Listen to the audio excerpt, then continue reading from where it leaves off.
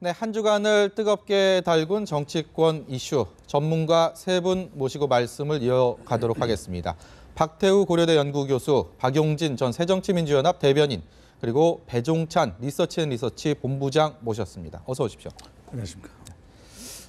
한미 정상회담이 우리 시각으로 어제 새벽 열렸습니다. 이제 박근혜 대통령이 미국 순방 일정을 마치고 오늘 새벽에 귀국을 했는데 미국을 방문해서 한미 정상회담 한 게 이제 취임 초에 첫 번째 이후에 이제 두 번째 공식 방문이 됩니다. 정상회담 어떻게 평가하셨습니까? 저는 일단 모르겠습니다. 점수 한다면은 저는 한 80점 정도는 주고 싶고요. 네. 좀 전에 청와대 출입하는 기자분께서 설명을 잘 했습니다만은 일단 최근에 이제 한반도 주변에 동북아시아 정세가 불투명하고 조금 이 미중 간에 보이지 않는 그런 군사 문제 대치 상황이 보이지 않게 지금 이렇게 가속화되는 이런 측면이 있었는데 네. 우리가 좀 중국 쪽으로 너무 경도되는 게 아니냐 그래서 중국 경도론에 대해서 일정 부분 걱정이 있었는데 네. 이번에 미국에 가서 이 문제를 말끔하게 좀 씻었다 이렇게 봐야 되겠고요. 또 아까도 얘기했지만 또 눈에 띄는 성과 중에 하나가 이 통일 문제를 갖다가 이제 북경에서도 우리가 적극적으로 통일 문제를 중국의 시진핑 주석을 통해서 이야기했듯이 워싱턴에까지 그런 분위기를 가져가서 우리 대한민국이 한반도의 분단 문제를 해결하는 데 좀 힘을 좀 여러 강대국들과 합쳐서 적극적으로 좀 모아가야 되겠다 이런 의지를 보였다는 겁니다. 그리고 아까 말씀하셨듯이 경제적으로는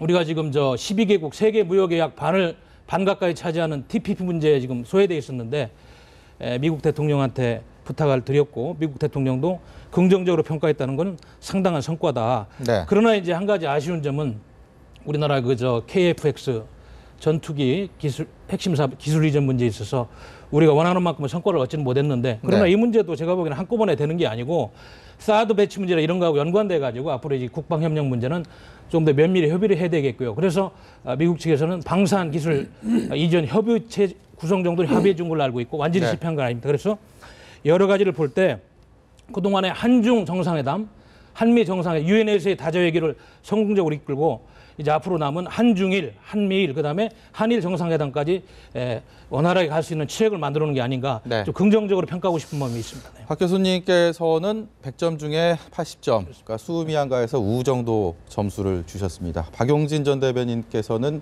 어느 정도의 평가를 하실 계획이신가요? 너무 과하게 많이 주셨어요. 제가 볼 때는 사실은 좀 의전은 좋았는데 성과는 없다 이렇게 얘기할 수 있겠어요. 일단 구체적으로 보면 이번에 주요 의제가 북핵 관련이었습니다. 근데 북핵 관련해서 미국과 함께 내놓은 그 성명서의 내용을 보면 가만 놔두지 않겠다 이 얘기 해왔던 얘기 반복하는 정도였고요. 북핵 해결의 어떤 해법을 제시하지도 못했고요. 아니면 그와 관련해서 뭐 다른 루트를 좀 만들어내지도 못했습니다. 이렇게 되니까 말이 좀 셌어요. 게다가 네. 뭐 대가를 치르게 하겠다는 이런 얘기까지 하고 그래서 이산가족 상봉 이틀 앞두고 있는데 약간 불안한 느낌도 없지 않아 있습니다. 네. 북한으로서는 성의를 보였다고 우리가 평가했었잖아요. 왜냐하면 노동당 창건인 창당 뭐 70주년 기념으로 해가지고 핵실험을 할 거라는 둥, 미사일을 다시 쏠 거라는 둥 등등 이런 얘기가 있었는데 중국 눈치를 봐서 그런지 어쨌든 그런 걸 안 했거든요. 그러면 어떤 새삼스러운 도발을 하지 않으면서 인민이라고 하는 단어를 수십 번 반복해서 얘기하면서 민생 해결, 경제 회생으로도 가겠다고 하는 의지를 밝혔단 말이에요. 네. 그거는 나름대로 좀 변화된 스탠스를 보여준 건데 거기에 대해서 우리가 그거를 어떤 호기를 좀 키우기 위한 어떤 노력을 보여주지도 못했습니다. 왜 미국은 이란하고 쿠바하고는 잘 풀어나가면서 네. 북핵 문제와 관련해서는 아무런 해법이 없나. 이번에 뭐 강경한 태도를 보면요. 이 라면 국물이 끓어 넘치니까 네. 이럴 때 보통 현명한 사람들은 불을 줄이죠. 그런데 이상한 사람들은 얘 라면 뚜껑을 덮습니다. 그럼 결국 어떻게 돼요? 뭐 가스레인지가 엄청 지저분해지죠. 그러니까 결국은 위에서 뚜껑을 누르겠다고 하는 의지만 밝혔지 제대로 뚜껑을 눌러서 지금 북한을 더 이상 압박할 방도가 뭐가 있겠어요. 그러니까 지금으로서는 해법을 잘 찾아내야 되는데 중국의 책임을 조금 언급한 거 말고는 네. 다른 해법이 없었다는 점이 아쉽고요. 말씀하신 것처럼 KF-X의 문제요. 너무 쉽게 얘기하시는데 27조 원 들어간 사업 아닙니까? 어마어마한 우리 예산이 앞으로 들어갈 텐데 그거에 대해서 너무 느긋하게 바라보시고 점수를 너무 후하게 주시니까 네. 청와대 관계자들이 저렇게 느긋한 거죠. 제가 볼 때는 국민들이 이번에는 쌍심지를 켜고 실리 외교 해야죠. 블레이하우스에 사진 한 장 더 붙는 게 뭐가 그렇게 중요하고 예포 21발 쏘고 5분짜리 16분으로 늘렸다고 그걸 그렇게 기분 좋아할 일 아니잖아요. 대통령이 의전보단 실리, 그다음에 뭐 그 자화자찬보단 성과 이런 것들을 가지고 우리 국민들이 낸 세금으로 멋진 외교 성과를 좀 보여줬으면 하는 그런 바람이거든요. 외교에는 여야가 없고 안보에는 여야가 따로 없잖아요. 따라서 야당도 애정을 가지고 드리는 말씀입니다. 그런데 네. 이거 중요한 말씀을 하셨어. 북한 핵 문제는 저는 이번에 상당히 잘 건드렸다는 판단을 하는 사람이 왜냐하면 그동안에 미국은 북한 핵 문제는 이란 핵하고 아이시스 문제 때문에 스트래티직 페이션, 전략적 인내적인 입장으로 관심을 많이 못 쏟았습니다. 그러나 네. 앞으로는 좀 안 가. 우리 한반도에 우리 한국 입장에서는 북한의 핵 문제를 이렇게 방치하면 안 됩니다. 물론 중국의 역할도 그동안에 미진한 면이 있었습니다만 결국 우리 정부가 좀 주도적으로 나서야 되고 그런 과정에서 가장 큰 지렛대인 미국이 좀 더 많은 관심을 가지고 이 문제를 다시 협상 테이블로 내놓았다. 물론 북한은 그동안에 자기들 입장이 있죠. 그러나 북한 핵 문제를 야기시킨 장본인들이기 때문에 그동안에 북한이 지키지 않은 그런 국제적인 위반 사례 이런 것들도 한번 우리가 돌아볼 필요가 있고요. 그래서 일단은 이런 문제를 꺼냈다는 것은 상당히 중요한 겁니다. 그리고 주도적인 관심사를 올려놓았다. 그건 평가를 해줘야 됩니다. 양쪽 두 분의 말씀에 약간의 어떤 또 의견차 어떻게 보면 좀 큰 견해차라고도 들리고 있습니다. 배종찬 본부장께서는 뭐 두 분의 이런 의견들 어떻게 평가를 하십니까? 국민적 시각에서는 한미 동맹을 확인한 것이 가장 성과로 보여집니다. 이 정상 외교에서는 구체적인 성과를 끌어내는 것도 물론 중요하겠지만 무엇보다도 그동안 제기되어 왔던 것이 미국과의 동맹 관계가 과연 잘못되는 것 아닌가 하는 걱정의 우려가 있었던 것도 사실이거든요. 그렇기 때문에 대체적인 국민 여론은 한반도 안보에 있어서는 가장 중요한 협력 국가가 미국이라 이렇게 꼽고 있는데요. 바로 이 미국과의 동맹 관계를 재확인한 것이 이번 미국 방문의 가장 성과로 보여집니다. 그동안 일각에서는 이 중국을 방문하고 중국 열병식에 참석한 것이 박근혜 정부가 과도하게 지나칠 정도로 중국 중심의 외교를 펼치지 거 아니냐라고 하는 우려가 있지 않습니까? 네. 하지만 이번 방문을 통해서 이 동맹은 견고한 것을 재확인했고 그리고 미 국무부 이 펜타곤 본부를 상징적으로 또 방문한 것도 효과가 있었고 또 한국전 참전용사를 만난 것도 바로 그런 부분들을 이 동맹을 재확인하는 관계였는데요.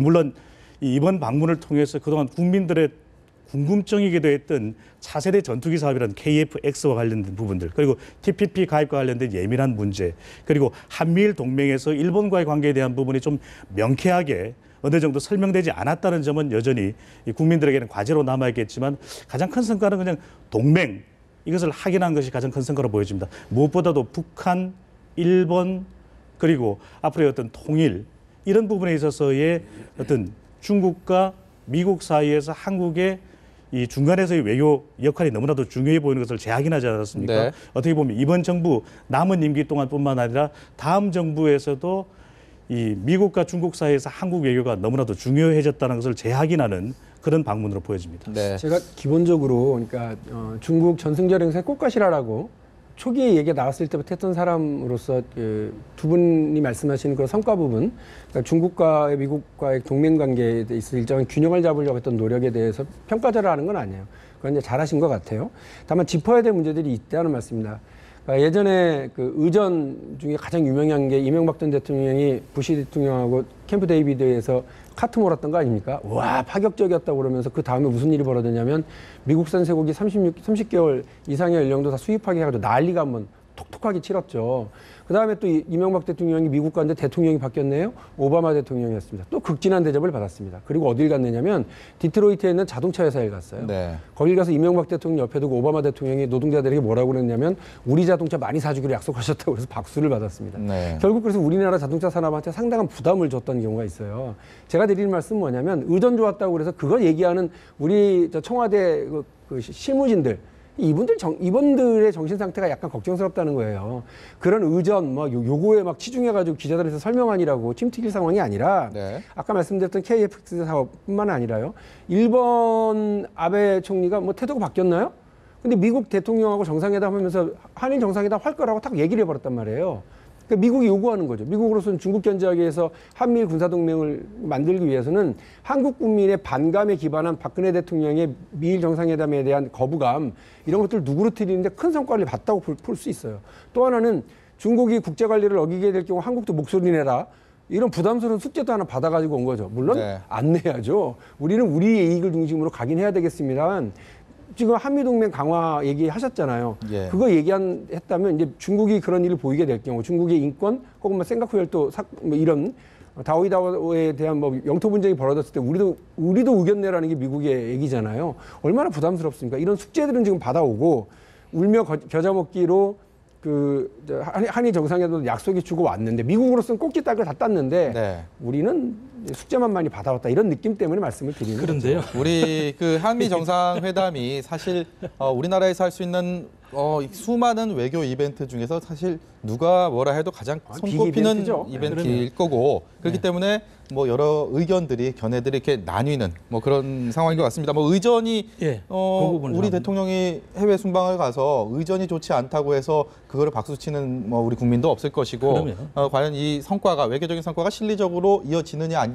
그렇지 않느냐 그럼요. 이 부분에 대한 이제 판단의 차이인 것 같은데 뭐 박 교수님 뭐 아니 근데 우리 하실 대변인님 말씀이- 좋은 예, 말씀하셔서 예. 제가 이제 의전이라는 것은 물론 뭐 겉으로 보기에 화려하고 좀 과장될 수 있겠습니다만은 국제 정상회계 무대에서 의전은 사실은 그 중요성을 감안해서 다 이루어지는 거기 때문에 그 이번에 박근혜 대통령께서 펜타곤도 방문하고 뭐 우주협력센터도 가고 거기서 환영을 받으면서 여러 가지 의전적으로 환대를 받았다 이런 평가가 있는 거는 그만큼 지금 동북아시아에서 미국의 재균형 전략, 리밸런싱 아시아 전략하고 중국이 요구하는 신대국 관계의 그런 충돌 지점이 한반도가 있고 더군다나 한미동맹의 축인 우리 한국의 대통령이 미국 입장에서는 상당히 소중합니다. 미국 입장에서 이걸 확인시켜 준 거예요. 역할이 있다고. 그래서 그런 측면에서 결코 부정적으로 평가할 건 아닌 것 같고요. 네. 그리고 북한도 보세요. 지금 얼마 전에 노동당 창건 70주년 때 유원산 상무위원이죠. 서해 로이가 북한에 가서 의전적으로 얼마나 환대를 받습니까? 그 의전에서 외교에게 보이지 않는 함수들이 다 읽혀지는 겁니다. 그래서 의전을 그렇게 폄하할 필요는 없다. 네. 그래서 저는 그 실리도 있다고 두 분 말씀드립니다. 말씀 무슨 말씀인지 충분히 잘 알겠고요. 시청자 여러분께서 판단해 주시기 바랍니다. 박근혜 대통령 이제 돌아왔습니다. 돌아왔는데 일주일 동안 참 큰 여러 가지 그 이벤트들을 치르고 거기에 대한 평가는 다양하게 이루어지겠지만 어쨌든 좀 휴식을 취했으면 하는데 휴식을 취할 그런 분위기가 아닌 것 같습니다.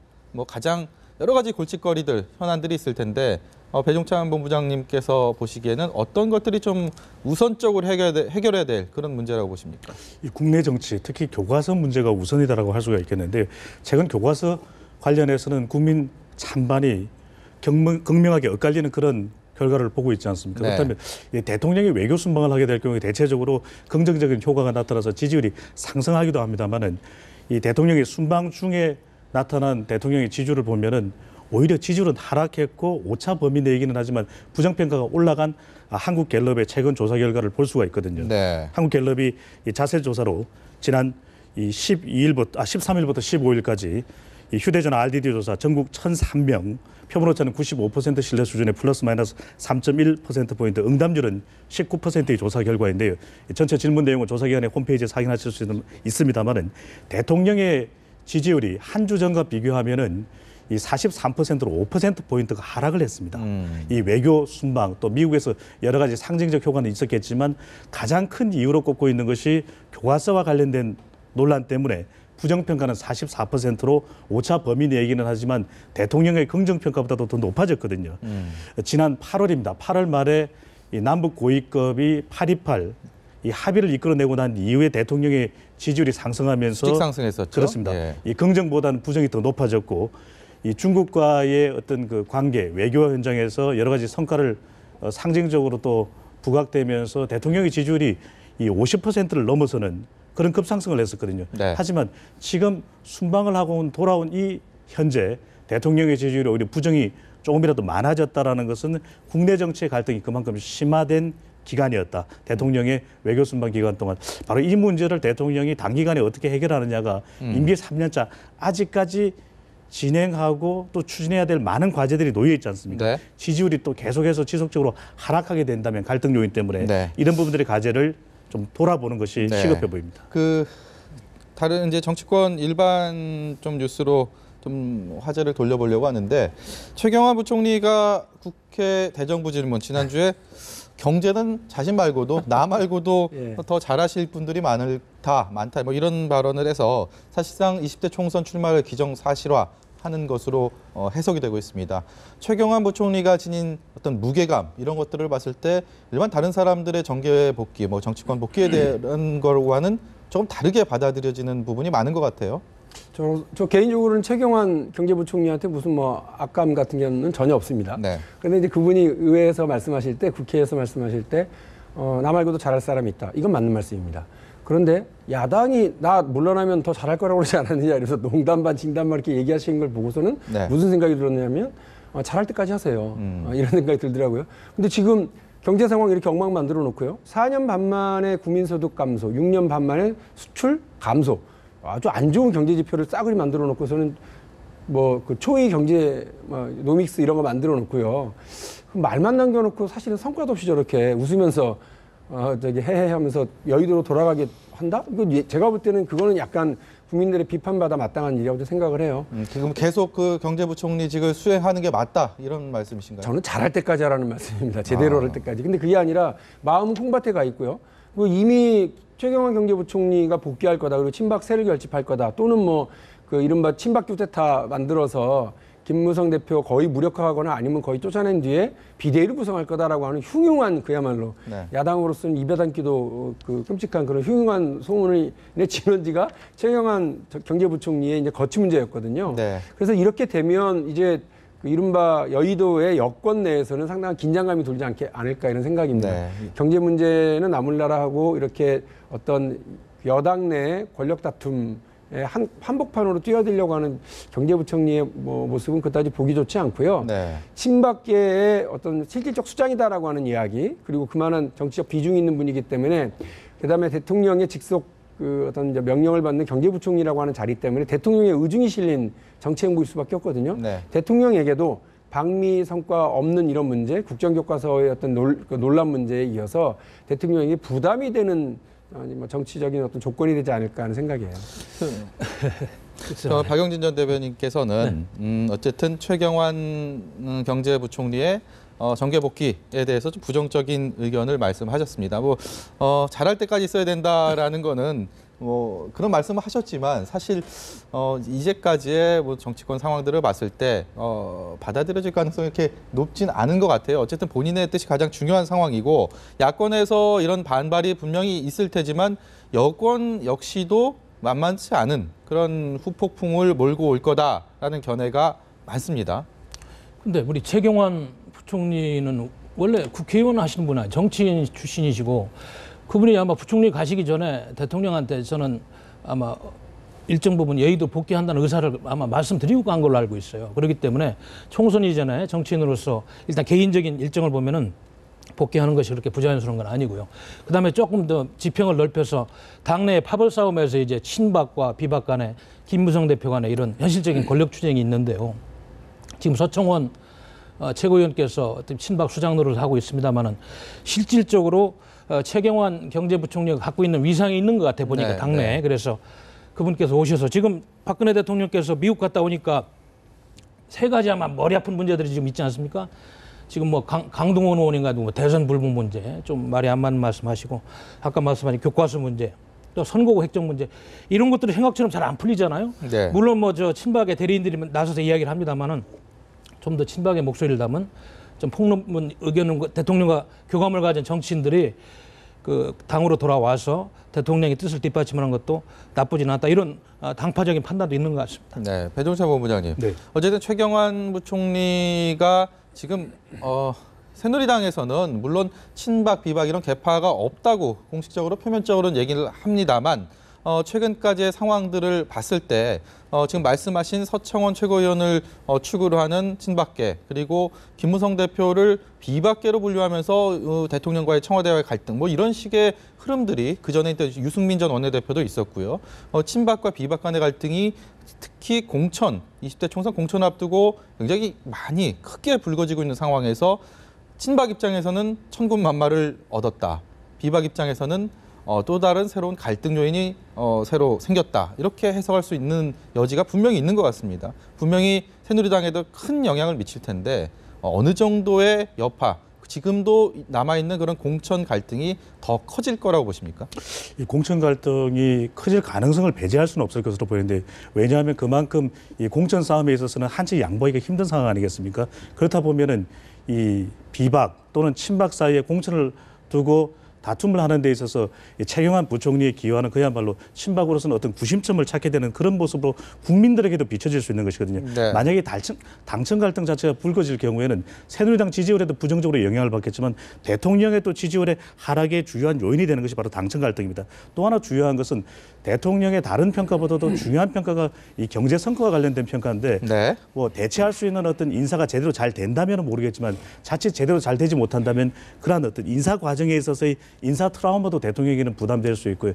가장 중요한 법은 얼마만큼 갈등 유발자 또는 이 갈등에 대한 어떤 중심에 서는 것이 아니라 갈등을 조정하고 봉합하고 또 이러한 어떤 경제 성과를 또 경제 과제를 그대로 지속시켜 나갈 수 있는 후임 인물을 얼마만큼 잘 발탁하고 또 이끌어 나가느냐가 가장 중요한 어떤 관전 포인트로 보입니다. 네, 자연스럽게 새정치민주연합 야당의 공천 갈등 쪽으로 화제를 옮겨보겠습니다.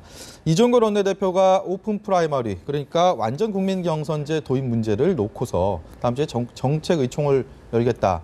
사실 야당에서는 이 오픈 프라이머리에 대해서는 그동안 부정적인 견해들이 팽배했었고 그런 상황에서 선출직 공직자 평가위원회가 구성이 완료가 됐는데 이것이 사실 좀 오픈 프라이머리랑은 조금 결을 달리 한다라는 쪽에 많이 무게가 실리지 않습니까? 이런 상황에서 이종걸 원내대표가 이 상황에서 굳이 오픈 프라이머리 논의를 위한 의총을 열겠다. 이 부분도 충분히 야권에서의 어떤 갈등이 더 커질 수 있는 그런 요인으로 볼 수가 있을까요? 이종걸 원내대표가 어떤 입장을 가지고 있느냐와는 무관하게요. 사실상 그 의원의 일정한 수 이상이 그 의총을 요구하면 의총을 열어야 됩니다. 네. 그게 이제 원내대표의 의무 중에 하나거든요. 내일 아마 날짜가 잡힐 것 같고요. 어떻게 네. 할지. 그런데 사실은 이 경우에 국민들의 따가운 눈총 속에서 아마 열리게 될 가능성이 커요. 왜냐하면 국민 여러분들께서는 오픈 프라이머리 영어로 되어 있고 미국에서 한다니까 괜찮은 것 같은 느낌이 있으실 텐데 사실은 현역 국회의원들에게 일방적으로 유리합니다. 현역 국회의원들은 의정보고든 의정보고회든 아니면 어떠한 활동을 통해서든 본인의 이름을 계속 알릴 수 있는 여러 방법이 있거든요. 네. 그래서 정치 신인들에 비해서는 월등히 유리한 구도에서 예비 경선을 내부에서 치를 수가 있는데 오픈 프라이머리는 그걸 그대로 반영하는 선거 구도예요. 경선 구도예요. 그래서 오픈 프라이머리를 하자라고 하는 건 현역 기득권을 그대로 유지하겠다라고 하는 게 상당히 깔려 있습니다.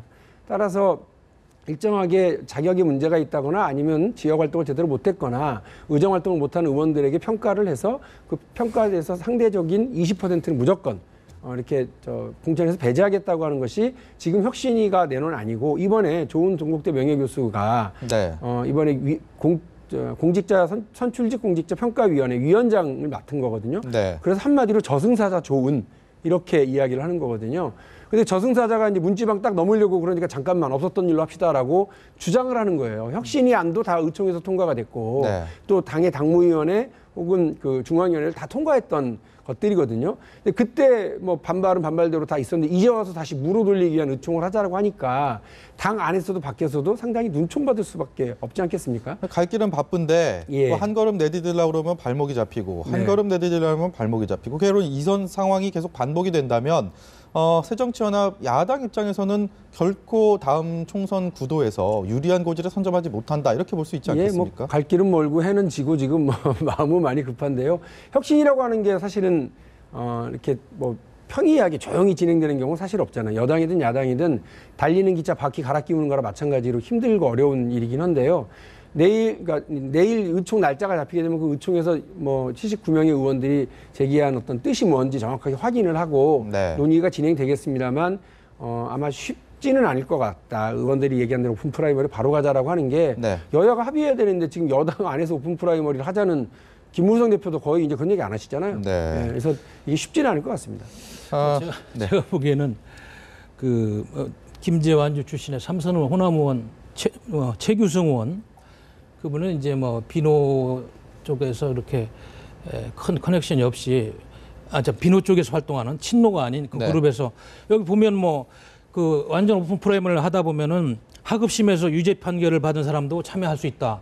뭐 이런 정도까지 지금 이야기를 하는 거 보면은 그 비노 진영의 여러 현역 의원들 중에서 공천 탈락 확률이 많은 사람들을 지금 규합하고 있고요.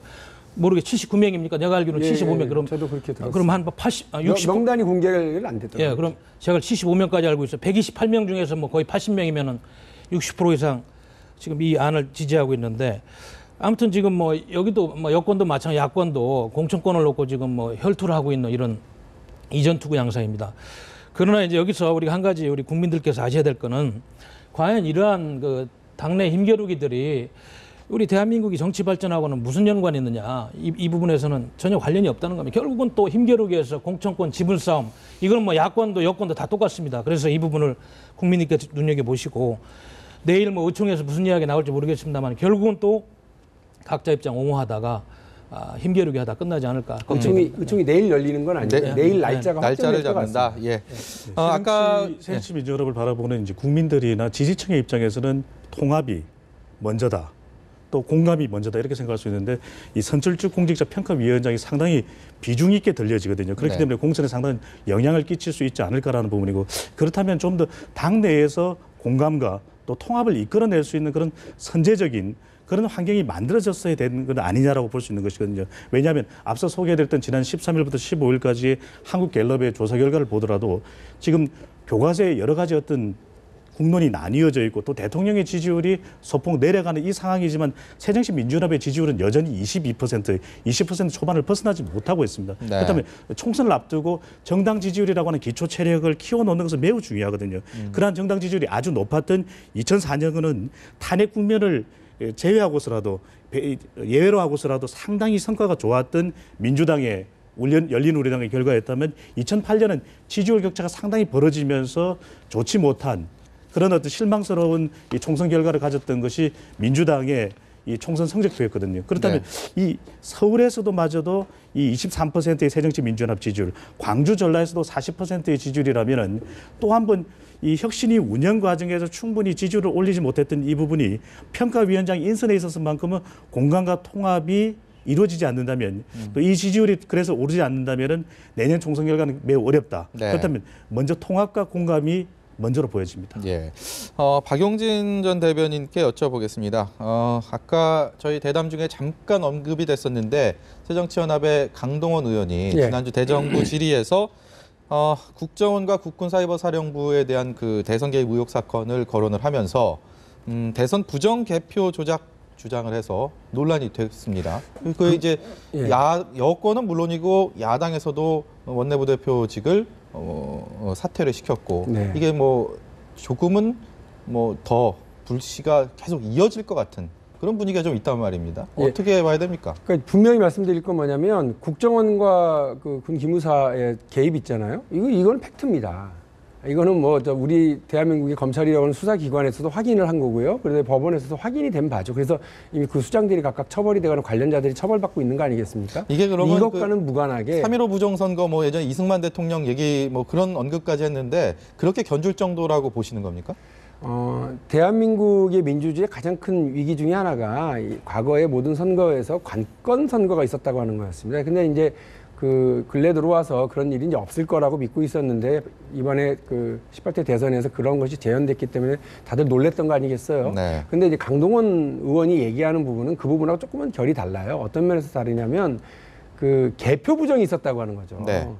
개표에서 조작이 있었다고 하는 건 그야말로 큰일 날 소리인 거죠. 네. 그러니까 선거 운동에서 불법 선거가 있었습니다. 이거하고 개표 결과가 조작됐습니다. 얘기하는 건 완전히 다른 거죠. 전혀 다른 얘기죠. 그렇죠. 명함 예. 하나도 사실은 선관위에서 이걸 제대로 나눠줬냐 안 나눠줬냐 불법 운동입니다라고 지적을 받을 수 있거든요. 네. 그것과는 무관한 지금 다른 제안이라서 야당 안에서도 이거는 적절치 못하다라고 얘기를 하는 겁니다. 네. 어쨌든 부적절한 네. 그런 의견이었고 거기에 대해서 어떤 식으로든 그 문제가 된다면 본인이 뭐 국회의원 공인적인 공직자로서 또 책임을 져야 되는 그런 부분이겠죠. 네, 그렇죠. 저는 그 말씀을 듣고 강동원 의원 개인은 잘 모릅니다만은 그냥 제가 한 시민으로서 느끼기에는 야 아직도 우리 21세기 대한민국 민주주의 수준을 그렇게 평가하고 이만한 문제를 갖다 침수봉대해서 마치 그것이 큰 큰 무슨 바위덩어리 되는 것처럼 이렇게 하는 게 아닌가 좀 안타깝다는 네, 생각이 뭐 이런 들었습니다. 견해들 네. 시청자 여러분들도 잘 아실 거라고 생각하고 이런 것들이 이제 다음 총선에 또 표심으로 나타나는 일 아니겠습니까? 현명한 그런 판단을 기대해 보겠습니다. 지금까지 박태우 고려대 연구교수, 박용진 새정치민주연합 전 대변인 그리고 배종찬 리서치앤리서치 본부장 모시고 말씀 들어봤습니다. 고맙습니다.